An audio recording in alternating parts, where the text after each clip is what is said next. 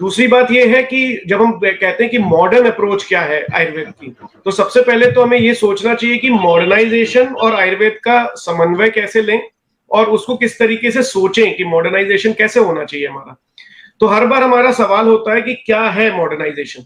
Modernisation का मतलब ये होता है कि जो मॉडर्न साइंस के बेसिक मॉड्यूल हैं उनको आयुर्वेदिक प्रैक्टिस में कैसे हम यूज करें, और साथ ही साथ सबसे इंपॉर्टेंट बात यह है कि उसमें हमारे जो बेसिक कॉन्सेप्ट हैं यानी कि मूल सिद्धांत है हमारे आयुर्वेद के, वो चेंज ना हो। मॉडर्न अप्रोच जब जैसे ही नाम आता है तो लोगों को लगता है एलोपैथिक साइंस की बात कर रहे हैं, जबकि ऐसा बिल्कुल नहीं है। हमें एलोपैथिक साइंस की बात ना करके हमारे जो कॉन्सेप्ट हैं आयुर्वेद के, जो मूल तत्व हैं यानी कि मूल उसके चिकित्सा सिद्धांत हैं या फिर उसके मूल सिद्धांत हैं या दर्शन शास्त्र है, उन सभी में किस तरीके से हमें सोचना चाहिए, उन बातों का आज हम चिंतन करेंगे। उस बारे में हम किस तरीके से किस लेवल तक पहुंच सकते हैं, इन बातों तक हम पहुंचेंगे। तो मैं एक थोड़ा प्राइमरी पीपीटी भी है मेरे पास, अगर हम उस पे बात करें या फिर बेटर ये है कि हम ऐसे ही चलेंगे, जैसा आप बताएं। सर पॉइंट टू पॉइंट भी कर सकते हैं सर। Okay start. ठीक है, तो वो बेटर रहेगा। जी सर बिल्कुल। ठीक है, तो बेसिकली ये बात होती है कि मॉडर्न अप्रोच किस तरीके से हो।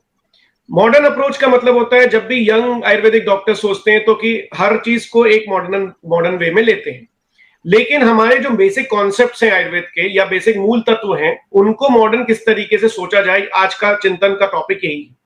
लेकिन इसमें एक बात आप हमेशा ध्यान रखें, पहली बात जो हमें ध्यान रखनी है कि हमारा जो मॉडर्न तत्व है यानी कि जो बेसिक कॉन्सेप्ट है वो हमारे सिद्धांतों को बिल्कुल भी धूमिल ना करता हो, बिल्कुल वैसे की वैसे ही सिद्धांत रहें। जैसे कि हमारा जो कॉन्सेप्ट होना चाहिए मॉडर्न थॉट से, वो होना चाहिए जो मॉडर्नाइज रिसर्च है, जो हमारे बेसिक प्रिंसिपल्स के बेस पे या उन पे आधारित होकर की जा सकती है, वो हमारा टॉपिक होना चाहिए क्लिनिकल प्रैक्टिस में।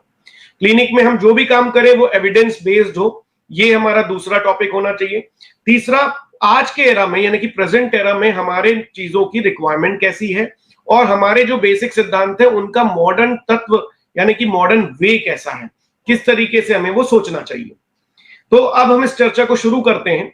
सबसे पहले हमें एक चीज ध्यान रखना चाहिए कि क्या चीजें नहीं सोचे मॉडर्न वे में। पहली चीज ये ना सोचें कि हमारे बेसिक प्रिंसिपल रॉन्ग है और उनको हमें मॉडर्न किसी कॉन्सेप्ट से हमें एक तरीके से ब्रिजिंग करनी है या फिर एक ऐसा चीज सोचनी है जो एलोपैथिक साइंस ने बताई है। जैसे कि ज्यादातर हम और आप वैद्य यही सोचते हैं हाइपरटेंशन आयुर्वेद में क्या है, एस्प्रिन आयुर्वेद में क्या है, इसी तरीके से डायबिटीज आयुर्वेद में क्या है। ये कॉन्सेप्ट मॉडर्न नहीं है। मॉडर्न कॉन्सेप्ट ये है कि हमारे जो उसकी पैथोजेनेसिस है उसमें हमारे सिद्धांतिक रूप कैसे हैं और हम मॉडर्नाइज वे में कैसे उसे ट्रीटमेंट मॉड्यूल में यूज कर सकते हैं।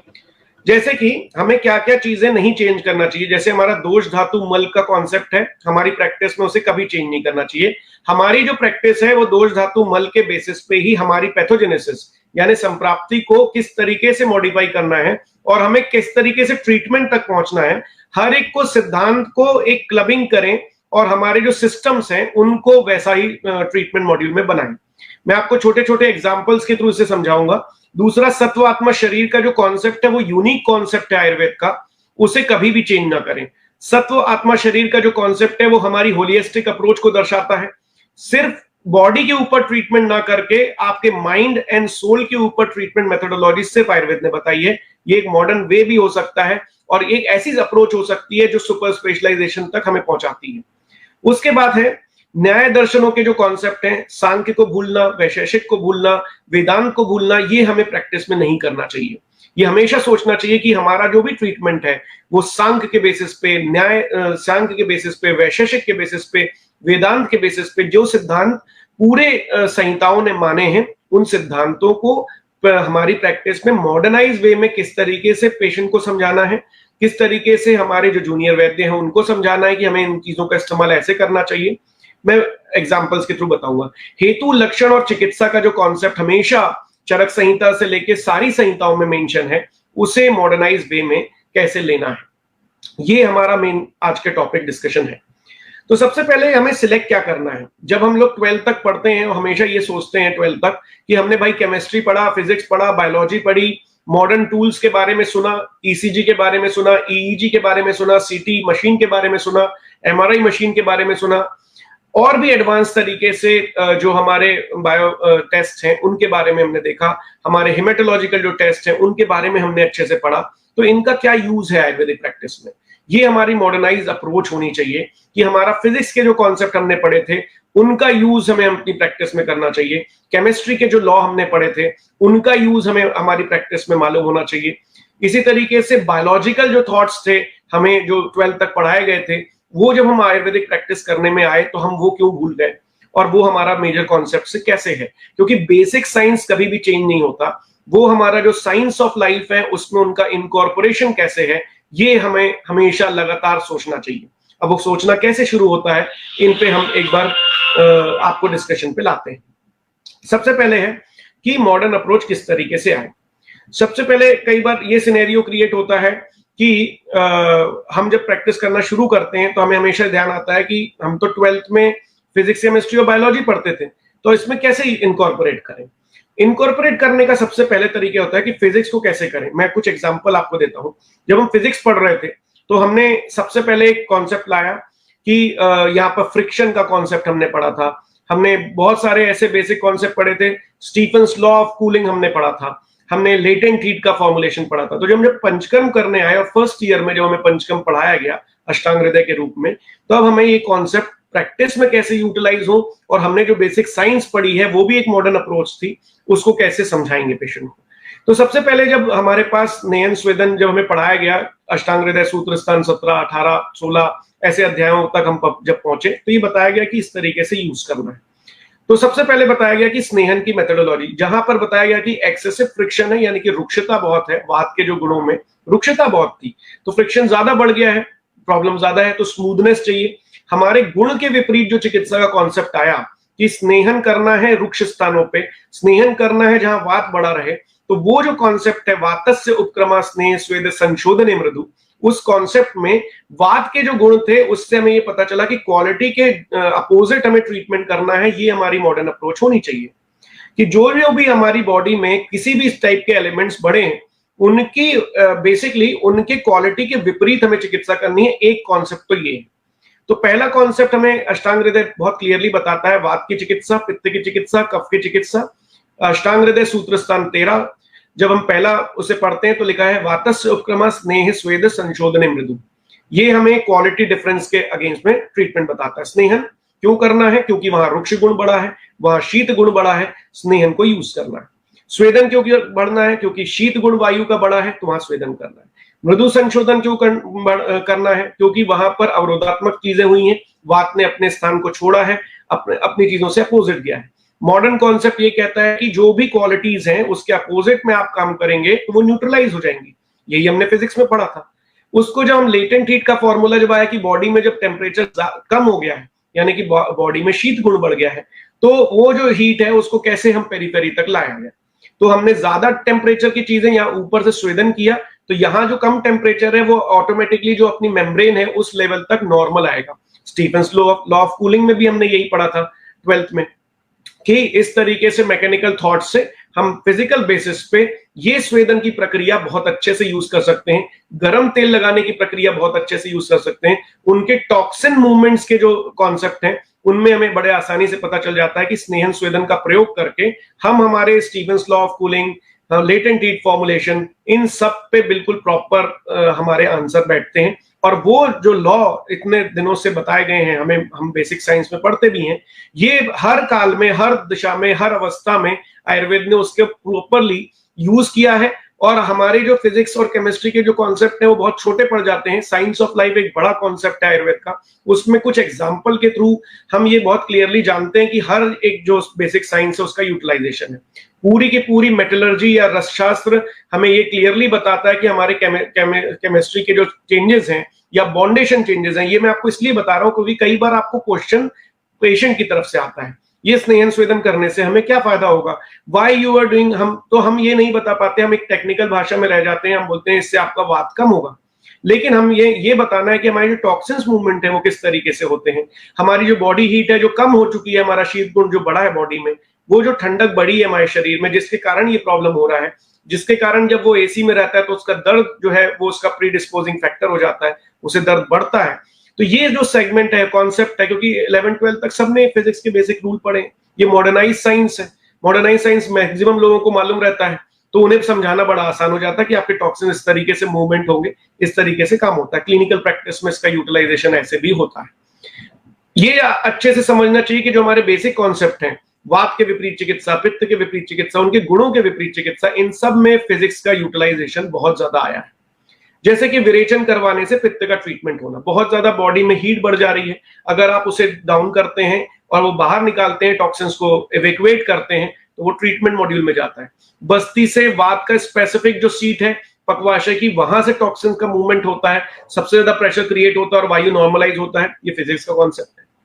इसी तरीके से केमिस्ट्री के जो हमारे कॉन्सेप्ट हमने पढ़े थे कि केमिकल चेंजेस होते हैं, उसी तरीके से बार बार जो लोग आपके ऊपर लांछन लगाते हैं या क्वेश्चन पूछते हैं कि अरे इसमें तो मर्क्यूरी है, अरे इसमें तो गोल्ड है, अरे इसमें तो लेड है, ये जो क्वेश्चन पूछे जाते हैं आपसे मैक्सिमम टाइम कि भाई ये बताइए कि आपकी मेडिसिन में तो ये सारे मटेरियल है, मेटेलिक चीजें हैं, तो हम उसको जस्टिफाई कैसे करते हैं। केमिस्ट्री में बहुत सारा मेटलर्जी जो कॉन्सेप्ट है उसमें क्लियरली बताया गया कि डिटॉक्सिफिकेशन जो प्रोसेस हमारे मेटल्स की बताई गई है, जिसे हम शोधन प्रक्रिया कहते हैं, मारण प्रक्रिया कहते हैं उसके बाद, तो ये शोधन और मारण से किस तरीके से मेटेलिक बॉन्ड चेंज होते हैं, उनकी जो टॉक्सिसिटी है वो किस तरीके से कम हो जाती है, मेटल्स का जो डिटॉक्सिफिकेशन होता है वो हमारे लिए कितना हेल्पफुल है, ये सारी चीजें जैसे ही हम पेशेंट को समझाने लग जाते हैं, उसे एक साइंटिफिक अप्रोच मिलती है, मॉडर्न अप्रोच मिलती है, उसे ये समझ में आता है कि इस तरीके से इन एलिमेंट्स को क्लीन किया गया है और वो क्लीन एलिमेंट हमारी बॉडी में जा रहे हैं,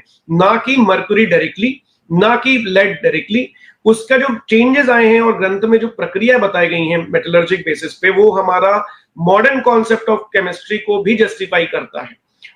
बेसिकली हमें जस्टिफिकेशन नहीं जरूरी है, लेकिन हमें ये मालूम है कि हमारा साइंस इतना बड़ा है, इतना विशाल है कि उसमें अगर हम ये देखें कि हमारे केमिस्ट्री के लॉ भी आते हैं तो बिल्कुल आते हैं, बिल्कुल वो प्रूव होते हैं। और जो कॉन्सेप्ट, जो मेथड है वो इतना ज्यादा डेप्थ में साइंस है कि उनके ऊपर अभी भी मॉडर्न अप्रोच भी डायरेक्टली नहीं बनी। तीसरी कॉन्सेप्ट आती है बायोलॉजी का यूज। मैं एक एक करके जो हमारे बेसिक साइंसेस हैं उन पे चल रहा हूं, फिर हम आगे हमारी क्लिनिकल प्रैक्टिस में इनको कैसे अप्रोच करना है उस पर हम बात करेंगे। बायोलॉजी का यूज जब हमें पहले साल में पढ़ाया जाता है कि हमें दोष धातु मल मूलम ही शरीरम, ये हमारा बेसिक कॉन्सेप्ट है, बेसिक प्रिंसिपल है हर एक चीज को ट्रीट करने का। दोष, धातु और मल, दोषों को हमारे यहाँ कर्म पुरुष सिद्धांत के बेसिस पे माना गया है। हमारे यहाँ जो भी ट्रीटमेंट है वो ये बताया गया है कि जिसमें आत्मा, मन और शरीर तीनों का कॉम्बिनेशन है वही ट्रीट होंगे, ये सत्वात्मा शरीर का कॉन्सेप्ट है। इसका मॉडर्नाइज व्यू क्या है कि जब डेड सेल जो होती है उसके ऊपर ट्रीटमेंट पॉसिबल नहीं है। लिविंग सेल में जितने भी फिजियोलॉजिकल एक्शंस हैं, जो फिजियोलॉजिकली वो काम करती है सेल, उसके बेसिस पे ही उसे ट्रीट किया जाता है, क्योंकि उसमें फिजियोलॉजी जब चेंज होगी तभी पैथोजेनेसिस बनेगी और उस पैथोजेनेसिस में ही व्याधि क्रिएट होगी। और जहां जहां पर भी सेल वीक पड़ेगी, वही हमारा खा वैगुण्य का कॉन्सेप्ट है, जहां सेल वीक पड़ेगी वही हमें ट्रीटमेंट करना है। अब हमारे पास दोष धातु मल का जो कॉन्सेप्ट है, जब हम देखते हैं कि ह्यूमन बेसिक सेल यानी कि शरीर, हमारे एक बेसिक सेल भी एक शरीर है और एक पूरा टिश्यू भी शरीर का एक हिस्सा है, एक पूरा एक सिस्टम भी एक टिश्यू, एक हमारा बॉडी का एक पार्ट है। इसके मतलब ये है कि जब चाहे वो सेल हो, चाहे वो टिश्यू हो, चाहे वो सिस्टम हो, चाहे वो कंप्लीट ह्यूमन बॉडी है, इनमें अलग अलग रूप से शरीर के जो तत्व हैं, दोष धातु मल, वो हर जगह इसकी जो डेफिनेशन है वो सही पाई जाएगी। यानी कि जब हम देखते हैं तो इनिशियल लेवल पे जब हम ये चेक करते हैं कि एक ह्यूमन बेसिक सेल है, उसमें दोष यानी कि वात, पित्त और कफ की क्वालिटी लिए हुए, यानी कि गुणात्मक और कर्मात्मक वे में अगर हम देखें तो उसकी जो क्वालिटी है, वायु की जो क्वालिटी है, रुक्ष, शीत, खर, चल, इनमें से इस पूरे ह्यूमन बेसिक सेल में कौन कौन सी चीजें हैं जो मूवमेंट कर सकती हैं, वो चल है। जिनमें मूवमेंट है वो चलात्मक गुण है। कोई भी चीज होगी, चाहे वो लिक्विड का मूवमेंट हो, तो सरात्मक और चलात्मक गुण दोनों का कॉम्बिनेशन है। इस तरीके से दोषों का समन्वय है। बॉडी, इसमें कोई भी रुक्षता यानी कि ड्राइनेस जब भी आएगी तो वो हमारे बॉडी में जो भी चीजें एक ह्यूमन बेसिक सेल में ड्राइनेस क्रिएट करेंगी, वो सब की रुक्ष तत्व जो वायु का है उसके कारण कर रही होंगी। इसका मतलब क्या है? इसका मतलब ये है कि जो हमारे फिजियोलॉजिकल एक्शन है और जो गुण है वो हमें कर्म पुरुष बनाते हैं। अब एक सेलुलर लेवल पे अगर आपको ट्रीटमेंट करना है तो वात, पित्त और कफ तो डेफिनेटली उस सेल के अंदर है, उनके गुणों के बेसिस पे। चाहे वो वात के जो गुण हैं, चाहे पित्त की सरता हो, चाहे तीक्ष्णता हो, चाहे उष्णता हो। अगर उष्णता तीक्ष्णता ना होती तो माइटोकॉन्ड्रिया वर्क ही नहीं करता। अगर उसमें सरता नहीं होती तो लिक्विड मूव ही नहीं करता। लिक्विड आने का जो द्रव गुण है वो पित्त और कफ के कारण क्रिएट हुआ है। मंदता जो है, उसकी जो विस्कोसिटी है उस साइटोप्लाज्म की, वो हमारे कफ के कारण क्रिएट हुई है। तो ये बेसिक कॉन्सेप्ट हैं जो दोष के हैं। धातुओं में कंप्लीटली हमें उसके फिजियोलॉजिकल वे में देखना चाहिए। हमारी बेसिक सेल में जब भी दोषों की वृद्धि और क्षय होगी तो ये सेलुलर लेवल पे भी दिखेगी। वो अलग अलग सीट्स पे, अलग अलग स्थान पे अलग अलग वायु का नामकरण करा जा सकता है कि हमारे हेड के एरिया में प्राण होगी, फिर उदान हमारे उर स्थान उदान से नासा नाभिगल अंश, इस एरिया में उदान वायु के सेल होंगे। इस तरीके से जो थॉट हमें पढ़ाया गया है ह्यूमन बेसिक सेल का, वो उसमें भी हमारे जो सिद्धांत हैं दोष धातु मल, हमारे जो सिद्धांत है सत्वात्मा शरीर, वो सब भी इंप्लीमेंट होते हैं और क्लियरली इनकॉर्पोरेट करके हमें ये पता चलता है कि सब के सब कॉन्सेप्ट एकदम सही हैं, एकदम साइंटिफिक हैं और ये हर जगह प्रूव होते हैं। जैसे कि इस पूरे सेल में जो नरिशमेंट देने वाला सेगमेंट है वो रस है, ना कि रस is equal to only lymph. ऐसा नहीं करना चाहिए।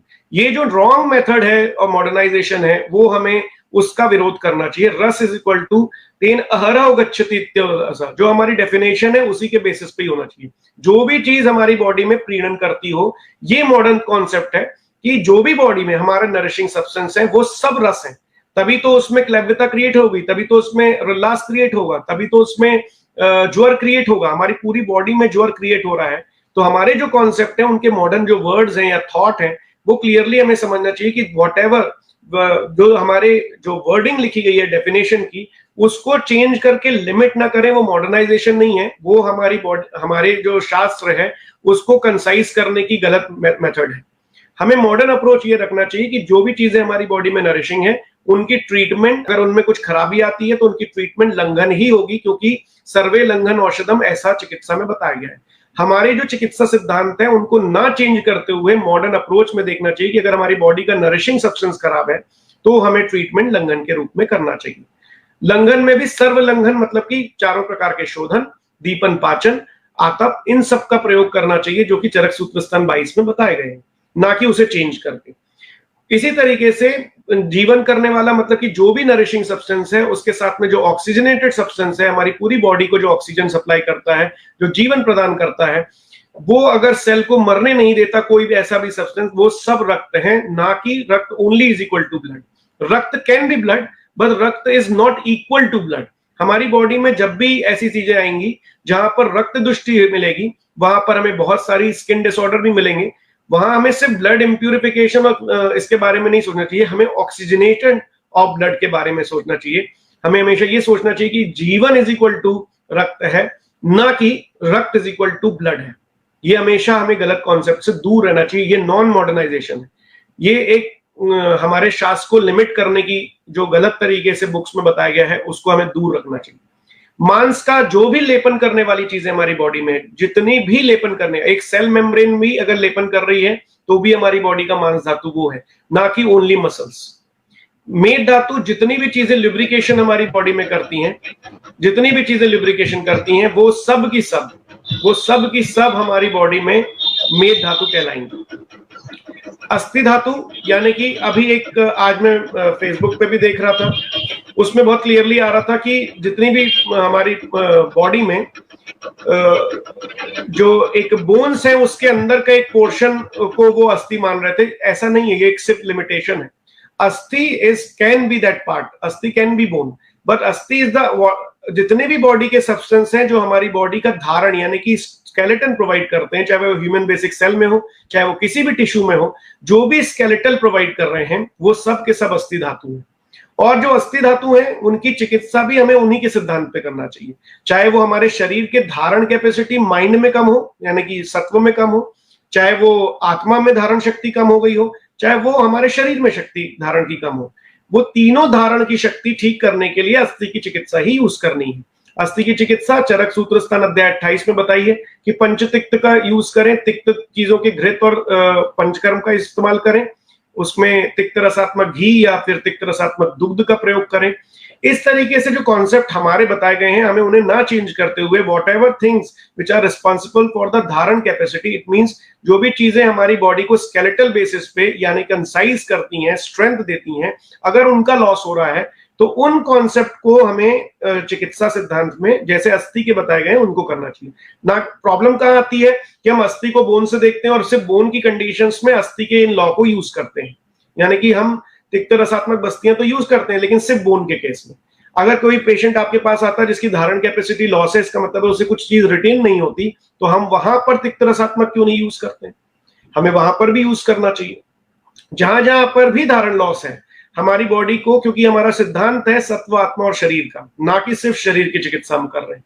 अस्थि धातु में जो भी दृष्टि आई है, जो भी प्रॉब्लम्स आ रही हैं, वो हमें सारी चीजों को धारण के रूप में देखना चाहिए। उसी तरीके से स्नेहन लॉस जब होता है हमारी बॉडी में, अगर कहीं लुब्रिकेशन लॉस हो रहा है तो हमें मेद धातु की जो चिकित्सा बताई गई है, या फिर एक्सेसिव लिब्रिकेशन हो रहा है तो उनमें जब हमें, जिसके कारण ओवर लिब्रिकेशन है, जैसे कि कोलेस्ट्रीमिया क्रिएट हो गया है या फिर वेसल्स के अंदर अगर कोलेस्ट्रॉल डिपॉजिट हो रहा है, एथेरोस्क्लेरोसिस की सिचुएशन है, उन सारी सिचुएशंस में भी हमें मेद के ऊपर जो चिकित्सा बताई गई है, जो कि मेदो रोग की चिकित्सा है, वही हमें यूटिलाइज करनी चाहिए। सिंपल वृक्ष चीजों का यूज करना चाहिए, त्रिफला का, त्रिकटु का इस्तेमाल करना चाहिए, शौद्र का यूज करना चाहिए और वमन कराना चाहिए। ये जो कॉन्सेप्ट्स हैं उनका हमें सिंक्रोनाइजेशन करना ही हमारी मॉडर्न प्रैक्टिस की मेथड है कि आप ट्रीट क्या कर रहे हैं। अब मैं आगे और देखते हैं कि डायग्नोस्टिक टूल्स को, ये हुआ दोष धातु, और मल को भी इसी तरीके से लेना कि सेलुलर लेवल पे भी मल आता है।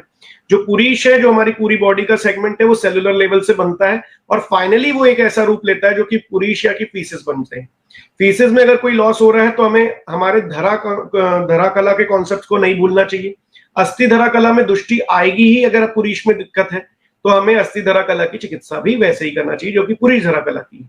तो पुरीश की जो चिकित्सा बताई गई है वही हमें अतिसार जनित जो चिकित्साएं हैं वो हमें अस्थि धातु में भी यूटिलाइज होंगी। इस तरीके से हमें लेकर चलना है। आगे जो कॉन्सेप्ट आता है दोष धातु मल के बाद, कि हमारे जो मॉडर्न जो डायग्नोस्टिक टूल्स हैं उनका हम प्रैक्टिस में कैसे यूज करें। उसमें सबसे बड़ा क्वेश्चन ये आता है कि भाई ईसीजी लेकर कोई आदमी आया तो हमें क्या सोचना चाहिए। हमें जितने भी मॉडर्न थॉट्स हैं उनमें हमारे जो बेसिक प्रिंसिपल्स हैं, जैसे वात के जो गुण हैं, अगर वात के गुण में बताया गया है कि चलता बहुत ज्यादा है और एक एट्रियल फ्लटर का पेशेंट आपके सामने आता है जिसमें आरआर इंटरवल बहुत ज्यादा, ईसीजी आपने देखा उसमें आरआर इंटरवल बहुत कम हो गया। दूसरा टेकिकार्डिया का जो पेशेंट आता है इसमें वात गुण बढ़ा हुआ है, तो आपको वात के अनुरूप उसकी चिकित्सा करनी चाहिए। और भी जो कॉन्सेप्ट है उसमें पूरे शरीर में वात बढ़ने के कौन कौन से, वात वृद्धि के कौन कौन से लक्षण उस पेशेंट में क्रिएट हो रहे हैं, उस ईसीजी के बेसिस पे और भी चीजों को स्पेसिफिकली देखना चाहिए। ये मॉडर्न वे में हमें ये सोचना चाहिए। हमारे पास जैसे एमआरआई करके कोई पेशेंट आता है, एमआरआई में अगर ये पता चलता है कि उसे डिस्क प्रोलैप्स है, L5 और S1 में डिस्क प्रोलैप्स आ गया है, डिस्क बल्ज आ गया है, और ये हमें उसका लंबोसेक्रल जो एमआरआई हमने देखा, तो हमें कैसे सोचना चाहिए। हमें ये सोचना चाहिए कि वहां पर जो स्रंस अवस्था है अपने स्थान से हटने की, भ्रंश जो गुण बताए गए हैं वात के विशेष गुणों में, स्रंस भ्रंश, ये वात के विशेष कर्म बताए गए हैं, ये उनके फिजियोलॉजिकल चेंजेस हो रहे हैं और ये ज्यादा कर रहे हैं कि भ्रंश मतलब अपने स्थान से हट जा रहा है, यानी कि डिस्क प्रोलैप्स हो रही है, और ये अस्थि धातु अपने स्थान से ज्यादा मूव कर रही है। तो अस्थि और वात की दोनों की चिकित्सा वहां पर यूटिलाइज करके आप क्लियरली ये समझ पाएंगे कि यहाँ पर इन कॉन्सेप्ट्स का यूज करके हमें ट्रीटमेंट देना चाहिए डायग्नोस्टिक टूल्स के। तो फिजिक्स का लॉ, केमिस्ट्री के लॉ, बायोलॉजी के लॉ और जो हमारे डायग्नोस्टिक टूल्स हैं उनका बहुत ज्यादा इस्तेमाल हम अपने मॉडर्नाइज वे में कर सकते हैं। अब ट्रीटमेंट मेथोडोलॉजी को मॉडर्नाइज कैसे करें। सबसे पहले जब हमारे पास पेशेंट आता है तो हम उसकी केस टेकिंग शुरू करते हैं। जब केस टेकिंग शुरू करते हैं तो हम बहुत सारे ऐसे कॉन्सेप्ट पूछते हैं जो कि आयुर्वेदिक प्रैक्टिस के लिए बहुत इंपॉर्टेंट है। उनका मॉडर्न को साइंस से भी क्या लिंकअप है, हमें कोरिलेशन नहीं करना है, बार बार आप अच्छे से समझे। हमारे जो मूल सिद्धांत है उनमें आज के एरा में कौन कौन सी चीजें फिजिबल हो सकती हैं या पूछी जा सकती हैं बड़ी आसानी से, वो मैं आपको समझा। पहले हम उसका नाम पूछते हैं, फिर उसकी एज पूछते हैं। एज से हमें ये पता चल जाता है कि उसकी वात की एज है, पित्त की एज है या कफ की एज है। यानी कि एक 0 से 16 साल में है तो कफज अवस्था का ज्यादा प्रादुर्भाव रहेगा, मोस्ट ऑफ दी कफज साइड में जाएगा। फिर बीच की 16 से 60 साल या 50 साल की जो उम्र है उसमें पित्त का प्रादुर्भाव है। 50 साल से ऊपर आज के एरा के हिसाब से वो वात के डोमिनेंस में जाता है। ये हमें इन चीजों से क्लियर पता चल जाता है। ये क्लिनिकली हमें ये समझना चाहिए कि उसकी वात की वात डोमिनेंस एज है, पित्त डोमिनेंस एज है और कफ डोमिनेंस एज है, किस पे है। उसके बाद मेल और फीमेल के बेसिस पे एक लिखा जाता है कि उसकी अवस्था क्या हो सकती है। दूसरा, उसके रिलीजन पे उस पे ये देखा जा सकता है उसका खान पान का पैटर्न कैसा है, उसकी थॉट्स कैसी हैं, वो कहाँ रहता है। एड्रेस से हमें ये समझ में आता है कि उसका जो देश है वो किस तरीके से है। वो उसका एक्चुअल एड्रेस फुल डिटेल में पूछिए, वो किस जगह से बिलोंग करता है ये जरूर पूछिए, क्योंकि इंडिया में माइग्रेशन बहुत है। बार बार हमारे जो कॉन्सेप्ट है देश काल और ऋतुओं के, वो बार बार चेंज होते हैं। किस ऋतु में हमारे पास पेशेंट आया है इसको जरूर मेंशन करिए। वो ऋतु हमें बार बार इंडिकेट करती है कि इस सीजन के कारण यहाँ पर इस दोष का प्रादुर्भाव हो सकता है, ये ज्यादा हो सकता है, डोमिनेट कर सकता है। तो ये मॉडर्न अप्रोच है कि हमें जैसे ही हमारे पास पेशेंट आता है हम इन चीजों के डॉक्यूमेंटेशन करें। ये डाटा भी हमारे पास इकट्ठा होगा, कौन कौन से सीजन में आपके पास कौन से पेशेंट्स आते हैं। रिसर्च में भी ये यूज होगा, एविडेंस के लिए इंपॉर्टेंट होगा और रिलेवेंस के लिए भी इंपॉर्टेंट होगा। आपको रिलेवेंटली ट्रीटमेंट में बहुत ज्यादा चीजें उपयोगी होती हैं। उसके बाद आती हैं हम किस तरीके से लक्षणों को लिखें। हमारा जो कॉन्सेप्ट है हेतु, लक्षण और औषधि, HLA ट्राइंगल, चरक सूत्रस्थान अध्याय 1 दीर्घ जीवनी अध्याय में इनको हमारे स्तंभ में यूज किया गया है, हेतु, लक्षण और औषधि। हमारे पास लक्षण लेकर पेशेंट आता है, हम लक्षण का समन्वय मतलब कि उनको सिंक्रोनाइज वे में और क्रोनोलॉजिकली लिखते हैं कि कितने दिनों से कौन सा लक्षण है। फिर हमें ये जरूर देखना चाहिए कि सपोज उसने बोला संधिशूल हमें लक्षण हो रहा है, सारे संधियों में शूल है, जानू संधिशूल में अगर हो रहा है ये पेशेंट अगर बताता है। फिर वो बोलता है कटिशूल भी है, फिर ये बोलता है कि मुझे अपचन भी है। ये कितने कितने दिनों से है और कितने कौन कौन से सीजन में बढ़ता है, इनको हमें सिंक्रोनाइज और क्रोनोलॉजिकल ऑर्डर में मतलब कितने समय पहले से उसे ये हो रहा है और अभी लेटेस्ट तकलीफ क्या है उसको लाइन से लिखना चाहिए। इसमें एनालाइज ये करना चाहिए कि कौन कौन सी चीजें सबसे ज्यादा कौन से दोषों पे डोमिनेट हो रही है। तो कौन कौन सी चीजें डोमिनेट हो रही हैं वो हमें देखने मिलता है। जैसे जानू संधिशूल उसने बोला तो ये वात डोमिनेंस है, कटिशूल बोला वात डोमिनेंस है, अपचन बोल रहा है तो हमें देखना चाहिए वात और कफ का डोमिनेंस भी है, और ये बोल रहा है कि सर मुझे बहुत ज्यादा गर्मी लगती है तो पित्त का डोमिनेंस है। तो इन लक्षणों को हमने लिखा, इसके बेसिस पे हमारा इनिशियल डायग्नोसिस क्लियर हो जाता है ये कि हमारे वात, पित्त और कफ में से कौन कौन से डोमिनेटिंग फीचर है। उसके बाद वो जो मूल जिस कंप्लेंट से सबसे ज्यादा पीड़ित है उसमें हमें ग्रेडेशन देना चाहिए, कितने ज्यादा ग्रेड्स पे वो है, कौन कौन से सेगमेंट्स पे है। अगर उसका जानूशूल बहुत ज्यादा है तो हमें मेंशन करना है कि जानूशूल कितनी कैटेगरी में है, लगातार हो रहा है, बिल्कुल अगर उसे कंटिन्यूस पेन है और सीवियर पेन है तो उसके ग्रेड 3। इस तरीके से ग्रेडेशन हमें सिलेक्ट करना चाहिए असेसमेंट क्राइटेरिया के, जो कि मॉडर्न साइंस के बेसिस पे लिए गए हैं। यानी कि अगर आपको नी जॉइंट पेन की पेन असेसमेंट देखना है तो हमें पेन असेसमेंट क्राइटेरिया जो यूनिवर्सली फॉलोड है उसको लेना चाहिए। कटिशूल की लेकिन हमारी टर्मिनोलॉजी और सैद्धांतिक रूप बिल्कुल चेंज नहीं होना चाहिए। हमने कटिशूल लिखा है तो उसी के सिद्धांत पे लेना चाहिए। कटिशूल की कौन सी अवस्था है, हमें ये देखना चाहिए कटिशूल कितना हो रहा है, क्या वो कंटिन्यूस है, क्या वो इंटरमिटेंट है, या फिर बहुत दिनों में होता है, या फिर हैवी एक्सरसाइज करने से होता है, तो ग्रेडेशन। इस तरीके के हमने लक्षण समुच्चय इकट्ठे किए। उसके बाद हमें ये देखना चाहिए कि उसको किस चीजों से एलर्जी है, कौन सी अवस्था है। तो हमें जब चिकित्सा देते टाइम हम कौन से मेटल्स यूज करेंगे, कौन सी अवस्था नहीं यूज करेंगे, उनको भी हमें ये समझ में आ जाएगा। ये दोनों चीजें हैं। अब हमारे लक्षण लिखने के बाद हमें ये चेकिंग हो जाती है, हमारा जो HLA ट्रायंगल थ्योरी है वो हमें ये बताती है कि ये लक्षण तो है, अब इसके हेतुओं को क्लब करना शुरू करें। तो हमारा केस पेपर मॉडर्नाइज वे में ये चेंज हो जाता है कि हमने ये लक्षणों को लिखा, इनके सिम्टोमोलॉजी को लिखा, इसमें कौन कौन सी चीजें उपशय देती हैं, कौन सी अनुपशय देती हैं, वो हमने साइड में मेंशन किया कि क्या सामने झुकने से या वजन उठाने से आपको आराम मिलता है, नहीं मिलता, तो अनुपशय है। अगर आपको रिलैक्स रहने से या फिर एक साइड पोजीशन पे लेटने से आराम मिलता है और वो बोलता है यस, तो आपको लिखना है कि ये उपशय प्राप्त करने के लिए ये वाली चीजें। आपकी केस टेकिंग मेथोडोलॉजी जो है वो मॉडर्नाइज और सुपर स्पेशलाइज मेथड में हमारी टर्मिनोलॉजी में होना चाहिए। ये कभी नहीं सोचना चाहिए कि हमारी टर्मिनोलॉजी नहीं है, हमें कहीं कहीं कुछ भी नहीं बताया गया, सब चीजें बताई गई हैं, हमें बस उसे क्लब करना है और ब्रिजिंग करनी है हमारे शास्त्र से, वो मॉडर्नाइज वे में रिप्रेजेंटेबल और हर जगह ये बताने के लिए सक्षम हम रहेंगे कि हमने किस कारण से कौन सी चीजें कही।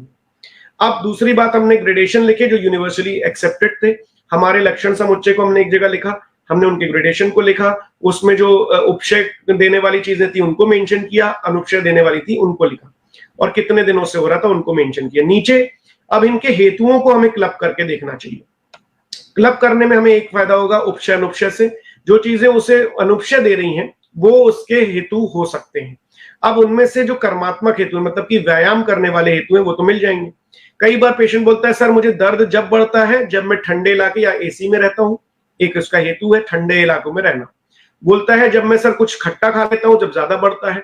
तो ये पता चलता है कि मधुर, अम्ल और लवण के अलावा जब इसने सेवन किया किन चीजों का, बहुत तीखा खाने पे या फिर बहुत ज्यादा खटाई चीजों के साथ खाने से इसका वात प्रकोपित हुआ और उसको ये लक्षण क्रिएट हुआ। तो ये जो चीजें आप मेंशन करेंगे कि बेकरी का इंटेक बहुत ज्यादा, ये हेतुओं को हमें मेंशन करना चाहिए, ना कि मॉडर्न के जो केस पेपर है उनको सीधा कॉपी पेस्ट करना चाहिए, बिल्कुल नहीं। हमारे कॉन्सेप्ट हमें हेतु, लक्षण और औषधि समझाते हैं, उनको मॉडर्नाइज वे में रिप्रेजेंट करें कि ये इनके हेतु थे, उसमें से वात के हेतु, पित्त के हेतु और कफ के हेतु आपके सामने आ जाएंगे जब आप उसकी detail history morning to evening लेंगे कि वो क्या खाता है। हमें 3 सेगमेंट में डिवाइड करना चाहिए कि हमें डाइटरी उसका इंटेक लेना चाहिए, साथ साथ में उसके जो एक्सरसाइज मॉड्यूल है उनको देखना चाहिए या उसकी वर्किंग हैबिट्स देखना चाहिए, क्या वो बैठने वाली एक्सरसाइज एक्टिविटी है या फिर बहुत ज्यादा दौड़ने वाली एक्टिविटी है या बहुत ज्यादा वजन उठाने वाली एक्टिविटी है, फ्रंट बेंडिंग कितनी है। यही जो केस है उसमें आप समझिए जानुसंधिशूल क्यों हो सकता है, बहुत ज्यादा वजन उठाने के कारण या फिर बहुत ज्यादा वेट होने के कारण पेशेंट के। आहारज हेतुओं को देखिए, विहारज हेतुओं देखिए, मानसिक हेतु को देखिए। हमारे यहाँ इंपॉर्टेंट है साइकोलॉजिकल हेतु। हमारे जितने भी डिसऑर्डर हैं वो साइकोसोमेटिक है। हमारे यहाँ स्पिरिचुअलिटी ट्रीटमेंट भी हमें इंपॉर्टेंट है, साइकोलॉजिकल ट्रीटमेंट भी इंपॉर्टेंट है और फिजियोलॉजिकल ट्रीटमेंट भी इंपॉर्टेंट है। ये तीनों एस्पेक्ट्स हमें समझना इसलिए इंपॉर्टेंट है क्योंकि हमारा हर एक शास्त्र का जो सिद्धांत है वो सत्व, आत्मा और शरीर पर है, ना कि सिर्फ शरीर के बेसिस पे। ये मॉडर्न अप्रोच हमें हर एक व्यक्ति तक पहुंचानी चाहिए। हमारा प्लूरलाइजेशन मतलब कि एक पर्सनलाइज साइंस जो आयुर्वेद की है, यही सबसे ज्यादा मॉडर्न अप्रोच है, मॉडर्न साइंस की भी। और दूसरी बात, होलिस्टिक अप्रोच जो शास्त्र की है वो भी एक मॉडर्न वे है हमारे हर लेवल तक पहुंचाने का। हमारा ट्रीटमेंट कंप्लीट है और तीनों एस्पेक्ट्स को लेकर चलता है। इसको हमें रिप्रेजेंट करना है और क्लियरली बताना है कि हमारे इटियोलॉजिकल फैक्टर्स में ये साइकोलॉजिकल फैक्टर ये था। साथ साथ में लक्षण आपने लिखे, उसके बाद आपने हेतुओं को मेंशन किया, उनके 3 मेजर सब डिवीजन किए। चौथा डिवीजन होता है वैद्यजन्य हेतु, यानी कि उसने कौन कौन सी मेडिसिन इसके पहले ली, वो भी एक उसका हेतु बनता है। कई बार ऐसी मेडिसिन लेते रहते हैं जो एंटी डायबिटिक मेडिसिन बहुत दिनों तक लेते हैं, तो बाद में डिप्रेशन क्रिएट होता है। कई बार उल्टा मिलता है कि बहुत ज्यादा दिनों तक एंटी डिप्रेसेंट मेडिसिन ले रहे थे जिसके कारण उन्हें डायबिटीज क्रिएट हुआ। इनके रिलेवेंस हमें बहुत ज्यादा मिलते हैं। एंटी हाइपरटेंसिव मेडिसिन ले रहा था जिससे लगातार फीवर रहने लगा। कई बार हमारे पास ऐसे पेशेंट आते हैं जो एंटी हाइपरटेंसिव मेडिसिन बहुत दिनों तक ले रहे थे, उनके साइड इफेक्ट के कारण उन्हें फीवर क्रिएट होने लगा। ये वैद्यजन्य हेतु है, यानी कि जो डॉक्टर्स एलोपैथ साइंसेज से भी ले रहे हैं, आयुर्वेद में भी अगर गलत तरीके से उसका कभी वमन हुआ हो, कभी विरेचन हुआ हो, कभी उसने ओवर वमन ले लिया हो या ओवर विरेचन ले लिया हो, इन चीजों को भी आप डेफिनेटली पॉइंट आउट करें और मेंशन करें।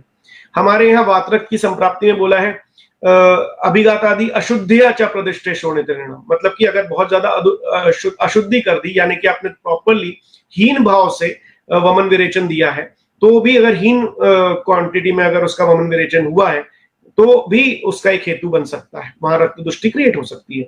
This also we should keep in mind, this is a 4th aetiological factor.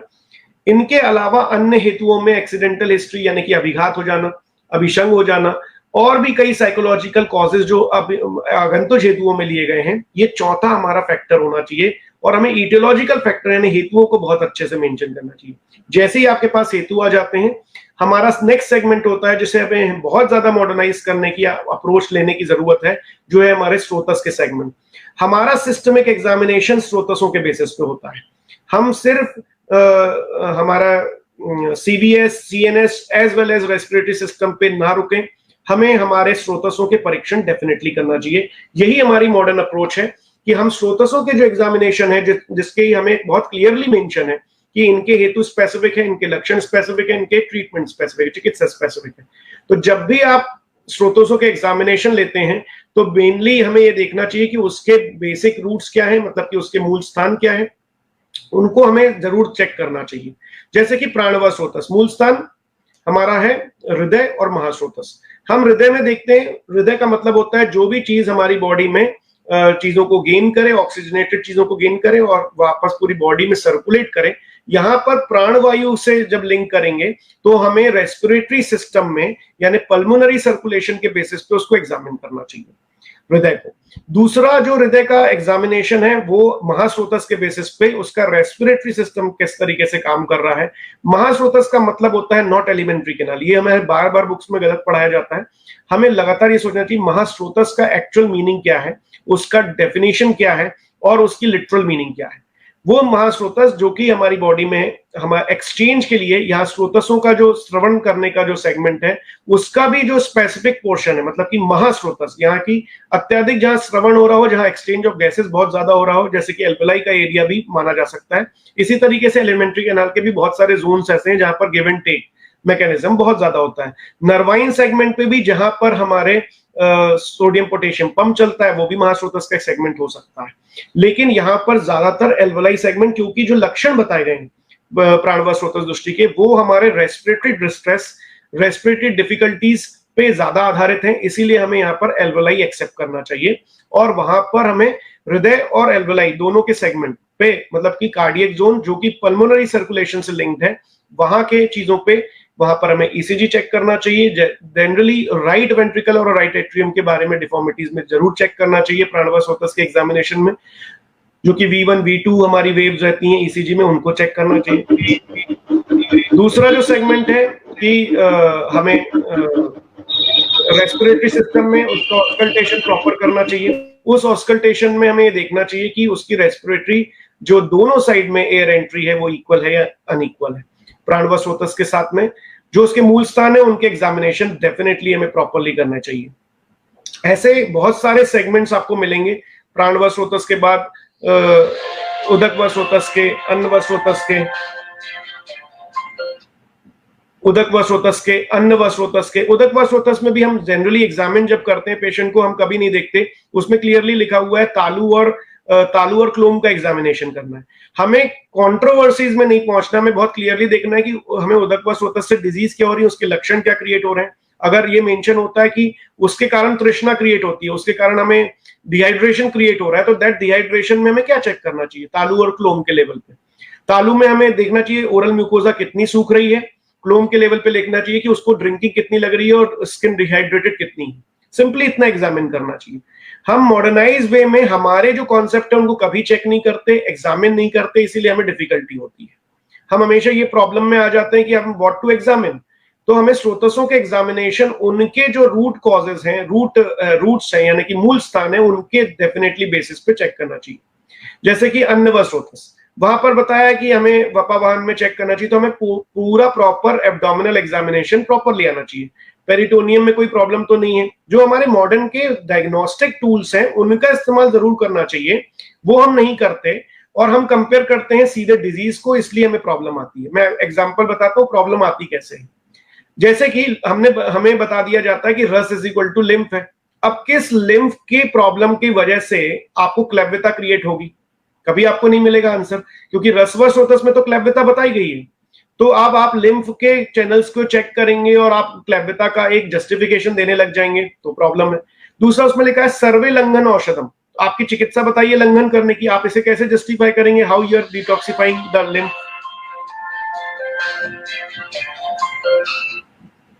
आप कैसे ये बताएंगे कि लिम्फ जो है वो इसमें हमें किस तरीके से ट्रीट होगा विद द हेल्प ऑफ शोधन चिकित्सा। वमन से आप कैसे लिम्फ ठीक कर रहे हैं, विरेचन से कैसे लिम्फ ठीक कर रहे हैं, ये बहुत डिफिकल्ट है और ये बहुत गलत प्रक्रिया है। एक्चुअली हमें रस इज इक्वल टू लिम्फ जब पढ़ाया जाता है तो हमें ये नहीं मालूम रहता हम चिकित्सा में इसको यूज कैसे करने वाले हैं, इसीलिए वो गलत कॉन्सेप्ट हमारे माइंड में घर कर जाता है और लगातार हम ये सोचते हैं कि लिम्फ इज इक्वल टू तो रस है, जबकि ऐसा नहीं है। जो भी नरिशिंग सब्सटेंस है वो जब खराब होंगे तो that is equal to that is nothing but ras, और उसी की चिकित्सा में लंघन बताया गया है।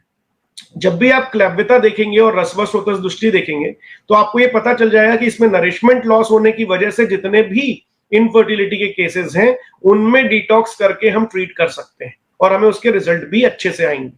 हम उसका जस्टिफिकेशन दे सकते हैं, उसका मॉडर्नाइज वे दे सकते हैं, उसका साइंटिफिक आंसर कर सकते हैं, क्योंकि रेट्रोगेट बेसिस पे जहां जहां पर भी ग्रंथों में इनके आंसर्स लिखे हैं हम उसे कंपाइल करके उसका एक्चुअल बेसिक कॉन्सेप्ट और बेसिक साइंसेस के बेसिस पे कंप्लीट आंसर दे सकते हैं। उसके फिजिक्स के लॉ हम बता सकते हैं, उसके केमिस्ट्री के लॉ हम बता सकते हैं, उसके बायोलॉजिकल लॉज हम बता सकते हैं, उसको डायग्नोस्टिक टूल्स में किस तरीके से पिरोया जा सकता है वो हम बता सकते हैं। लेकिन अगर आप रस इज इक्वल टू लिम्फ ले लेंगे, रक्त इज इक्वल टू ब्लड ले लेंगे, मांस इज इक्वल टू मसल्स ले लेंगे, मेद इज इक्वल टू फैट ले लेंगे, तो प्रॉब्लम होगा, तब आप आंसर नहीं कर पाएंगे। तो रॉन्ग मॉडर्नाइजेशन ना करके हम राइट मॉडर्नाइजेशन करें। ऐसे ही हमें स्रोतस के एग्जामिनेशंस को करने के बाद ये देखना चाहिए कि हमारा मल परीक्षण और मूत्र परीक्षण क्या कहता है। हमें मल की सामता का जो मॉडर्न वे है वो देखना चाहिए कि अगर हैवी मल है, अगर साम मल है तो डूब जा रहा है, इसका मतलब है इनडाइजेस्टिव मेथोडोलॉजी जो है उसके कारण वहां पर साम मल के लक्षण मिल रहे हैं। हमें पेशेंट से इंक्वायर भी यही करना चाहिए और उसके जो फीकल एग्जामिनेशन है उसमें भी यही मॉडर्नाइज वे में देखना चाहिए जो कि ग्रंथ में लिखा हुआ है। ग्रंथ को जरूर भी हमें साइंटिफिकली प्रूव करना चाहिए और लोगों तक पहुंचाना चाहिए।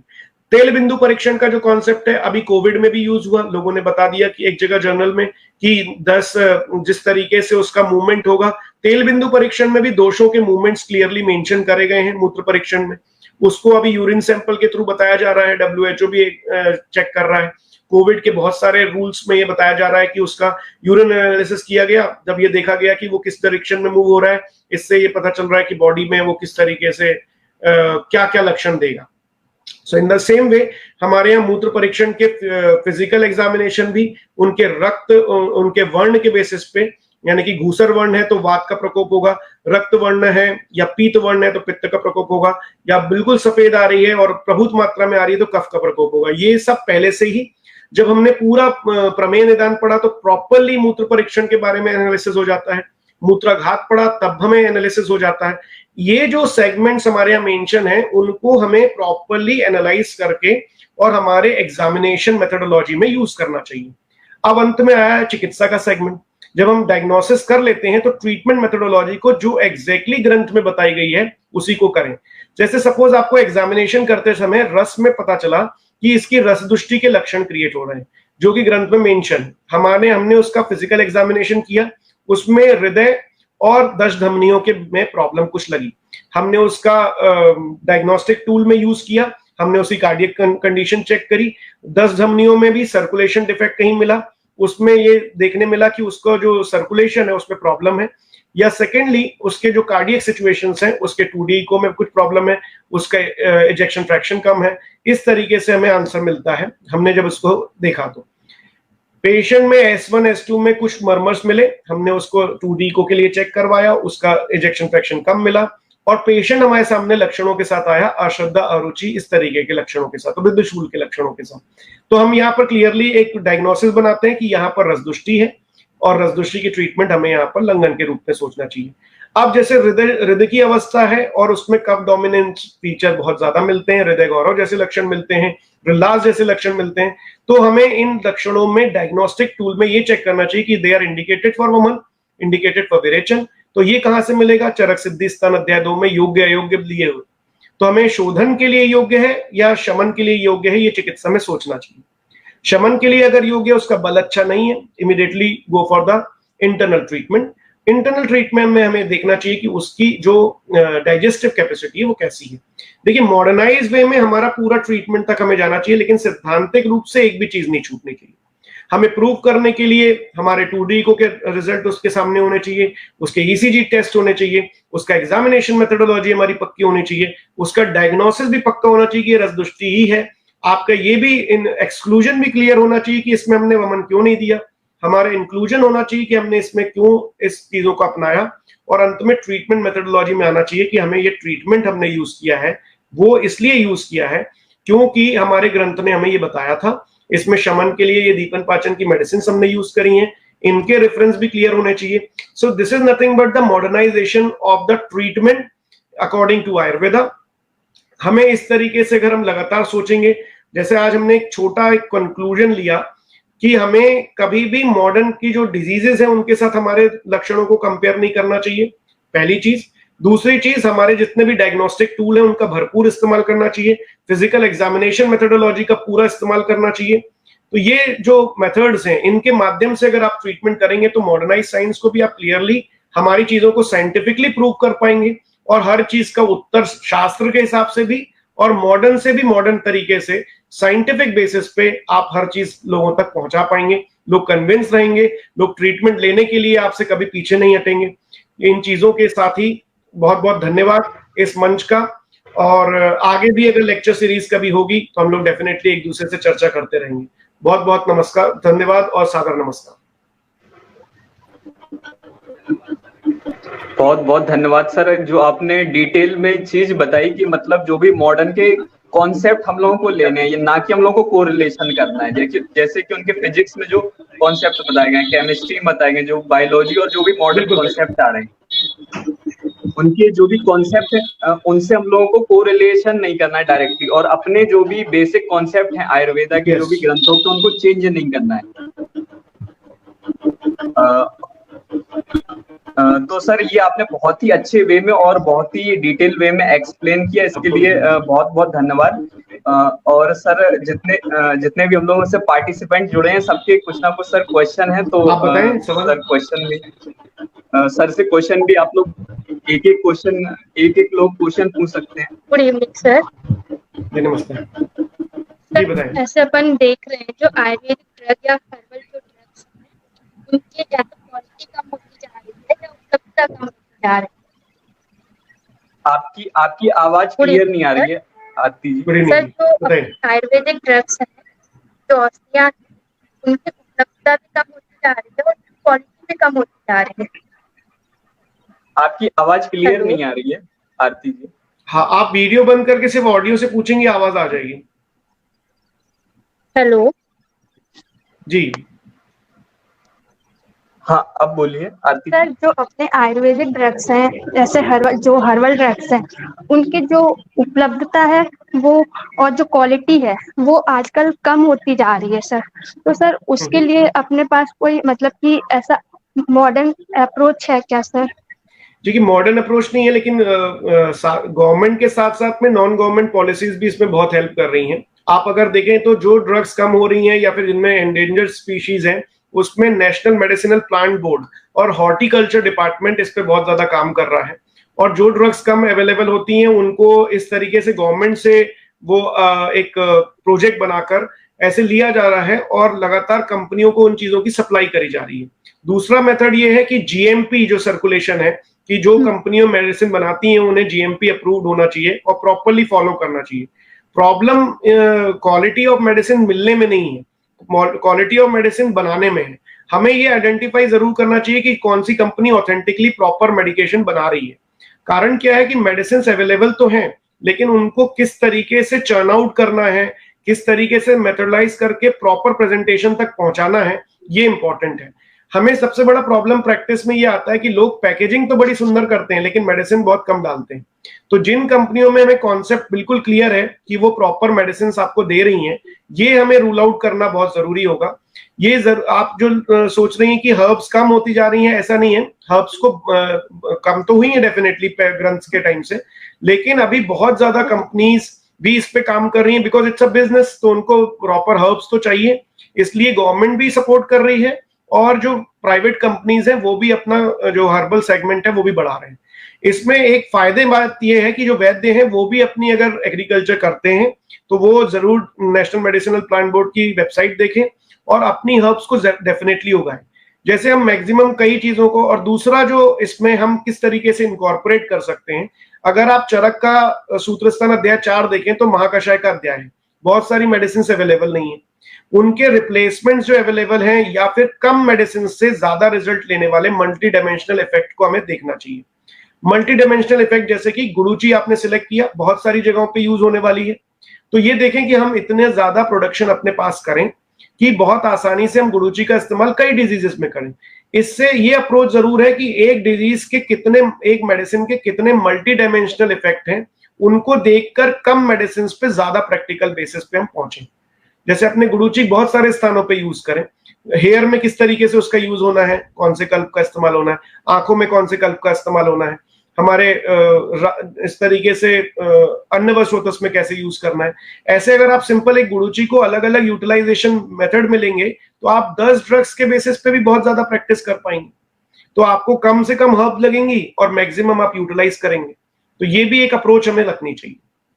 हमें साइंटिफिकली ये देखना चाहिए कि कौन सी हर्ब्स जहां कहां पर अवेलेबल है। देखिए क्या होता है, हमें लगता है कि आयुर्वेद का पार्ट नहीं है, देश काल और ये वाला जो सेगमेंट है ये हम भूल जाते हैं और हम एनवायरमेंटल साइंस को कभी अपने पास लगते नहीं। एनवायरमेंटल साइंस भी एक साइंस है, वो भी मॉडर्न साइंस है, सिर्फ एलोपैथिक साइंस नहीं है। हमें ये देखना चाहिए कि एनवायरमेंटल फैक्टर्स के कारण कौन सी चीजें कहाँ ज्यादा अवेलेबल हैं, और उस साइंस को मॉडर्नाइज वे में देखना चाहिए कि वो हमारे लिए क्या हेल्पफुल हो सकता है। एनवायरमेंटल साइंस के लोगों से आप मिलें, कौन सी जगह पे कौन सी चीजें ज्यादा अच्छी हो रही हैं, एग्रीकल्चर साइंस में क्या एडवांसमेंट हुआ है उसके बेसिस पे जाके चेक करें कहाँ कहाँ पर हो रहा है। देखिए, हमारा अप्रोच बहुत नैरो नहीं होना चाहिए कि सिर्फ हम एलोपैथिक साइंस को देखें। हमारा अप्रोच बहुत ब्रॉड होना चाहिए कि हम एग्रीकल्चर साइंस को भी देखें, हॉर्टिकल्चर साइंस को भी देखें, साथ साथ में जो केमिस्ट्री के जो लोग हैं वो अगर हर्बल केमिस्ट्री के ऊपर काम कर रहे हैं तो उन पे क्या रिसर्च अच्छी हुई है। तो हमें सिलेक्टिवली कम ड्रग्स के बेसिस पे ज्यादा प्रैक्टिस की अप्रोच रखनी चाहिए।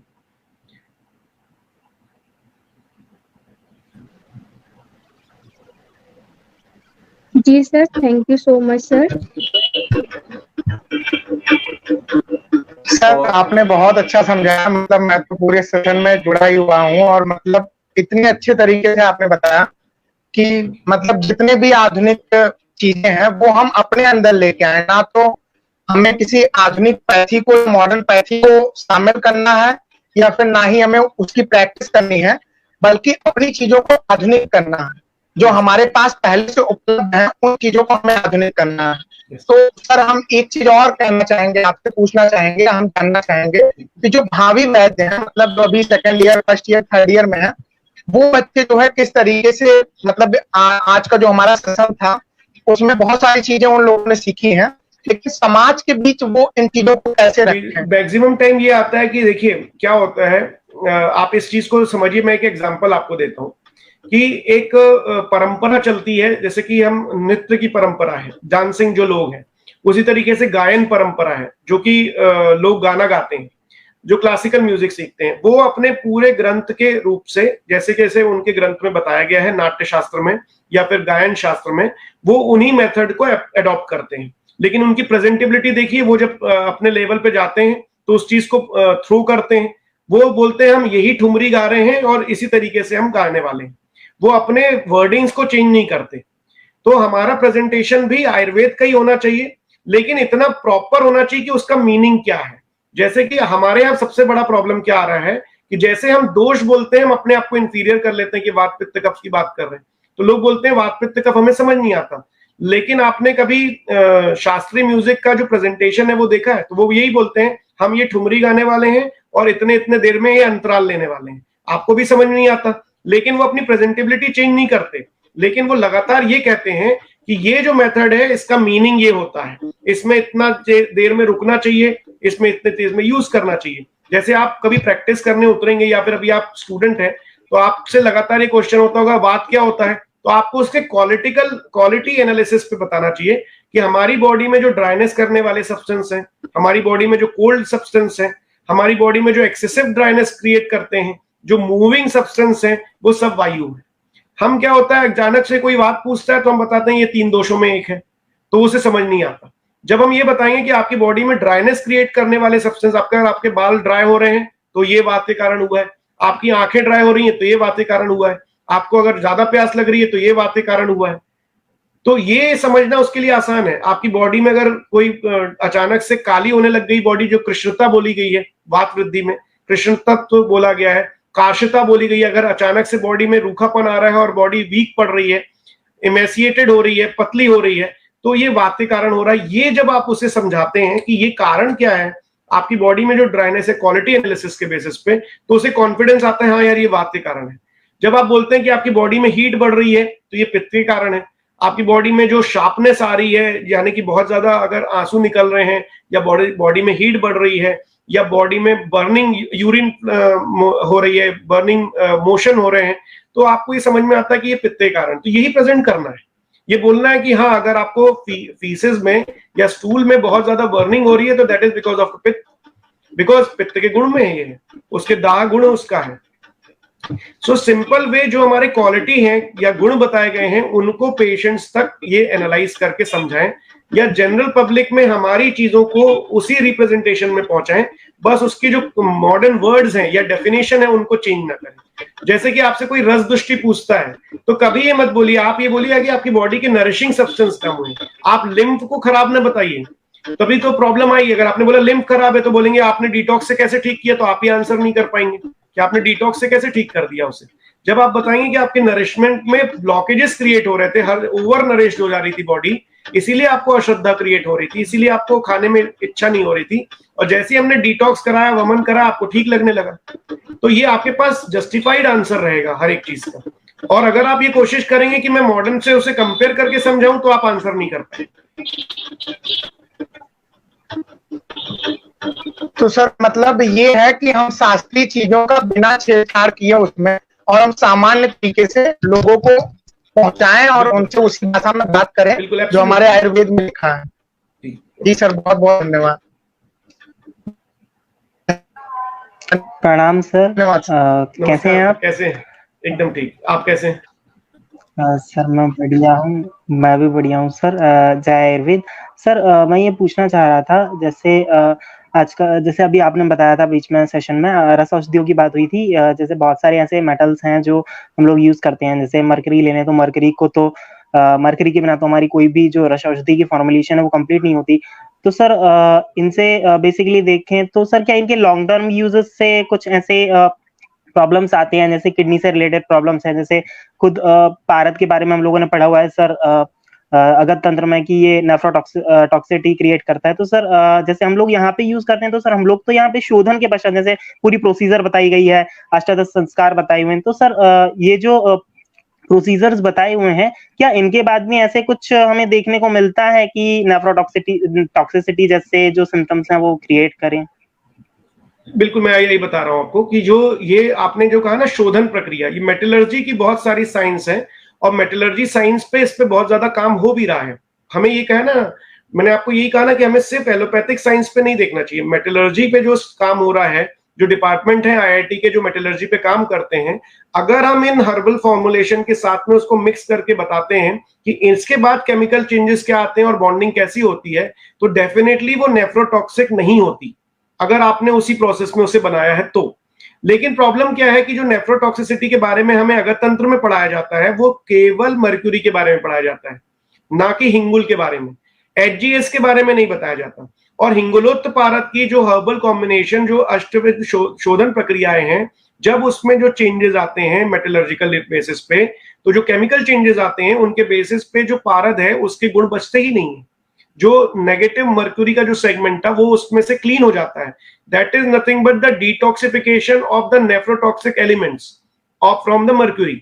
वो हमें क्लीन कर चुके हैं। जब हम क्लीन ही कर चुके हैं उसे, तो वो नेफ्रोटॉक्सिक इफेक्ट नहीं दे सकता। कहीं पर भी किसी भी ग्रंथ में ये नहीं मेंशन है, जो आप बोल रहे हैं अगत तंत्र का भी रेफरेंस, उसमें भी ये मेंशन नहीं है कि पारद इज इक्वल टू एचजीएस या हिंगुलोत्पारद या शोधन वाला जो पारद है वो ये क्रिएट करेगा, वो नहीं करेगा। मर्क्यूरी जो एक मेटल है वो उस सेगमेंट पे क्रिएट कर सकता है। Only Hg can create nephrotoxicity. वही लोग नेट पे पढ़ते हैं और हमारे पास पेशेंट बन के आते हैं, हमसे लगातार यही क्वेश्चन पूछते हैं कि सर इससे क्या होगा, ये तो नेफ्रोटॉक्सिक है। आपको क्लियरली उन्हें बताना चाहिए कि ये हर्बल फॉर्मुलेशन के साथ कंबाइंड है।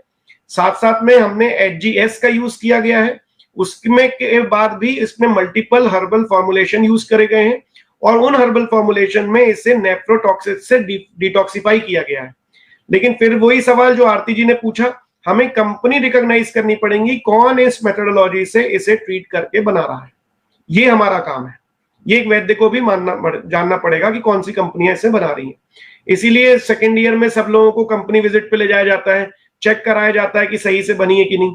तो ये सारी हमारी भी कुछ रिस्पॉन्सिबिलिटी हो जाती है कि हमें जनरली सिलेक्ट करना है कि कौन सी जो लोग हैं जो सही से मेडिसिन बना रहे हैं, जो जीएमपी एक्ट को रिलीजियसली फॉलो कर रहे हैं और हमें सही चीजों तक प्रोवाइड कर रहे हैं।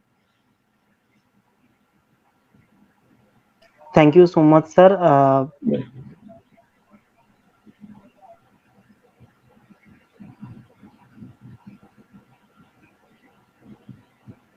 सर आपकी आवाज नहीं आ रही है सूर्या सर। बहुत बहुत धन्यवाद सर। सर मैंने एक वीडियो देखा था आपका थर्ड ईयर में धर्मा आयुर्वेद यूट्यूब चैनल पे, जिसमें आप बायो डिटॉक्सिफिकेशन यानी पंचकर्मा के बारे में बता रहे थे। तो जिस प्रकार से और जिस सिंप्लीफाइड तरीके से आपने बताया, उससे मतलब जो आयुर्वेद से रिलेट नहीं भी करता है वो भी आसानी से समझ जाता है। तो सर उसके बाद एक समस्या का निवारण के लिए आपसे उपाय चाहता हूँ कि सर एक जैसे कि हम लोग 4th ईयर तक आ जाते हैं, फिर इंटर्नशिप में आ जाते हैं, उसके बाद किसी को आयुर्वेदिक एनवायरनमेंट नहीं मिल पा रहा है। तो जैसा कि आज का टॉपिक भी है Ayurveda approach, a modern approach of Ayurvedic practice, तो क्या हम कुछ जो भी वैद्य प्रैक्टिस करने वाले उनके लिए क्या हम ऐसा कोई प्रोटोकॉल बेस्ड कुछ तैयार कर सकते हैं जिससे वो एक्चुअली हमने ना practice सेतु start करके कर एक सकें? श्रृंखला हम चला रहे हैं, अभी उसकी पूरी रिकॉर्डिंग और एडिटिंग चल रही है। इसमें हमने ये क्या किया, जो भी मैंने आपको बातें बताई, हम इसे न्यू वैद्य के लिए ही बना रहे हैं कि हमें सिस्टम वाइज कैसे एनालाइज करना चाहिए, उसे कैसे क्लिनिकली देखना चाहिए, उसके कौन से इन्वेस्टिगेशन रूल आउट करने चाहिए और उसमें ट्रीटमेंट क्या देना चाहिए, उनके लॉजिक्स के बारे में हम ये कर रहे हैं। ये तो सिस्टमिक बेसिस पे है, जैसे नर्वस सिस्टम है, सर्कुलेटरी सिस्टम है, इन थॉट प्रोसेस को कैसे एग्जामिन करना चाहिए आयुर्वेदिक पॉइंट ऑफ व्यू से, उसे एनालाइज कैसे करना चाहिए और उसकी चिकित्सा कैसे चाहिए। इसमें HLA ट्रायंगल थ्योरी का जो बेस है, हेतु लक्षण और औषधि की जो थ्योरी है, उसके बेसिस पे ही पूरे सिस्टम्स को एनालाइज किया गया है। लक्षणों को किस तरीके से चिकित्सा तक पहुंचाना है और उसमें कौन सी चिकित्सा सिलेक्ट करनी है, ये भी हमने उसमें बताया है। इसमें इंपॉर्टेंटली हमने ये बताया है, ये बुक लगभग दिसंबर तक आ जाएगी। लास्ट में हमने इसमें एक प्रॉपर फॉर्मेट बताया है क्लिनिकल केस टेकिंग का। सबसे बड़ा प्रॉब्लम होता है क्लिनिकल केस टेकिंग। हम हमेशा गलतियां करते हैं कि मॉडर्न बुक उठाते हैं, उसमें से केस पेपर निकालते हैं और लिखने लगते हैं कि ये प्रॉब्लम है। हम प्रॉपरली एक गलत दूसरी साइंस को हमारी साइंस में अडॉप्ट करके उसका एक ट्रीटमेंट और एक मिलीजुली खिचड़ी बना के देना चाहते हैं, वहीं पर प्रॉब्लम आती है और वही ट्रीटमेंट में डिफिकल्टी होती है। हमें हमारे शास्त्र के बेसिस पे उसके क्लिनिकल केस पेपर बनाने चाहिए और उसको ट्रीटमेंट मेथोडोलॉजी में यूज करना चाहिए। नवीन वैद्य जितने भी हैं, अगर वो सेम फॉर्मेट में रखते हैं और उसके असेसमेंट क्राइटेरिया यूनिवर्सल फॉलो करते हैं, तो वो कहीं पर भी रिसर्च में इस पेपर को दे सकते हैं, क्लिनिकल एविडेंस बेसिस पे दे सकते हैं, उनकी यूनिफॉर्मिटी रहेगी और उनके हर एक चीज का एक ग्रंथोक्त आंसर रहेगा, और साथ ही साथ उनके जितने भी एविडेंस हैं जो उन्होंने रिपोर्ट्स कराई हैं, उनको बिफोर एंड आफ्टर का एनालिसिस भी करते बड़ी आसानी से आएगा। तो आप रिसर्च में भी काम कर सकते हैं, एविडेंस बेस पे भी काम हो जाएगा और साथ ही साथ बिल्कुल साइंटिफिक वे में आप अपनी प्रैक्टिस शुरू कर पाएंगे। तो ये कोशिश है हमारी, दिसंबर तक हम उसे प्रोवाइड भी करेंगे। हमने एक SOP ऑफ पंचकर्मा भी बनाया है, स्टैंडर्ड ऑपरेटिव प्रोसीजर्स, किस तरीके से प्रोसीजर को स्टार्ट से लेके एंड तक करना चाहिए, उनको हमें जरूर सब लोगों को सेम फॉलो करना चाहिए। वो गवर्नमेंट ऑफ इंडिया में भी हमने प्रोवाइड किया है, त्रिवेंद्रम कॉलेज ने भी उसे प्रोवाइड किया है। तो वो गवर्नमेंट ऑफ इंडिया के थ्रू अगर हम देखते हैं तो जो मेथड उन्होंने बताई है कि वमन करने से पहले ये करना है, ये करना है, अगर सेम मेथड हम नवीन वैद्य पूरे इंडिया में फॉलो करें तो हमारे पास एक डेटाबेस तैयार होगा कि एक्चुअली वमन इस तरीके से ही करना है और उसके बहुत सारे बेनिफिट होंगे। अभी हम देखें तो मतांतर इतने सारे हैं, लोग अलग अलग तरीके से वमन करते हैं, तो एक SOP बन ही नहीं पाता। वो ये ना बनने की वजह से सब लोग कंफ्यूज हो जाते हैं कि ऐसे करना है या ऐसे करना है। सो इसका यूनिफॉर्मिटी जब तक नहीं रहेगी, ये मॉडर्न टेक्निक्स का यूज हम जब तक नहीं करेंगे कि हमारे यूनिफॉर्म मेथड्स हो, SOP का फॉर्मुलेशन हो, तो ये जो छोटे छोटे शब्द हैं इनका यूज करके ही हम मॉडर्न अप्रोच लेना चाहिए। हमारे जो दूसरे साइंस हैं, जैसे कि एग्रीकल्चर साइंस है, हॉर्टिकल्चर साइंस है, मेटलर्जी है, IIT के जो सेगमेंट्स हैं, इंजीनियरिंग साइंसेस हैं, जो कि हमारे इंस्ट्रूमेंट को नया बना सकते हैं, इनका यूज करके हमें हमारी प्रैक्टिस को मॉडर्न बनाना चाहिए, ना कि सिर्फ एलोपैथिक साइंस से कंपेयर करके।